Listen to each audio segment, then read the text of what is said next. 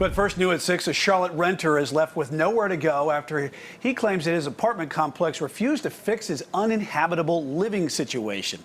That man, a veteran, is now being forced out. Thank you for joining us. I'm Brian Blakely. And I'm Alicia Barnes. Well, after neighbors reached out to us here at Queen City News, we did some digging on this story. So let's bring in Chief Business Correspondent Taylor Young, who joins us now from 1700 Apartments in East Charlotte. Yeah, and Taylor, a lot of residents in that community, they're very, very frustrated over this. Yeah, Brian, we've seen some neighbors get emotional just talking about it now. That man tells me that if he is forced to leave this apartment complex, he could end up homeless. How you feeling today? At 1700 Place Apartments. I've been there 11 years. 11 years. Todd Miller is what some call a fixture. He's an amazing individual. I mean, he needs help, of course. He has MS, and he's an amazing friend. I'm proud to call him my friend. The 51-year-old disabled veteran is confined to a wheelchair that's typically parked on his patio, rain or shine. Just feet from where he sits is the door that leads to his living room and kitchen. I mean, awful, awful, awful.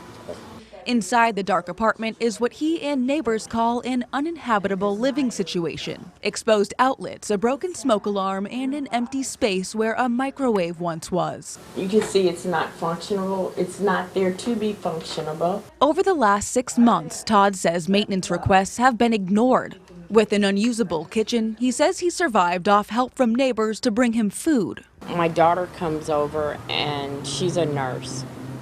She comes over and she helps. Todd's lease expires later this month. In April, the apartment complex sent him a 60-day notice to vacate the property or pay what Todd says is nearly $700 more a month than what he's paying right now. Where the hell am I gonna go? I can't afford to move at all.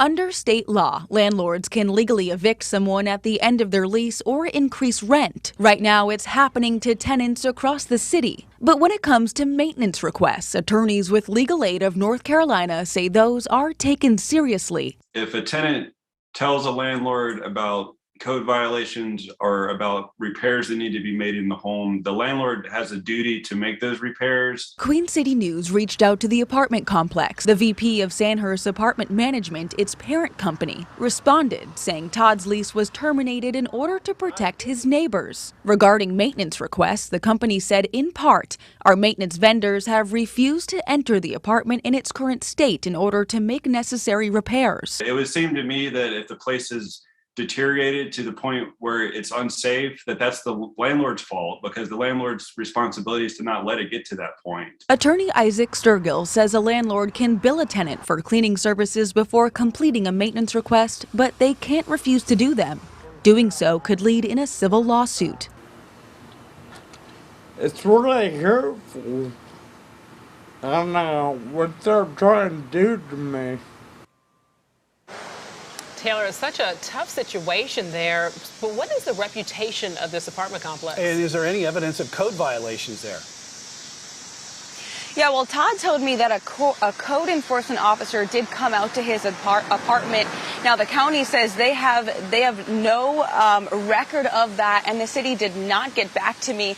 But I must say, when we were driving into this apartment complex today, we did see a sign advertising for a maintenance worker. So that's what we have for now, guys. Interesting. All right, Taylor Young, thank you so much.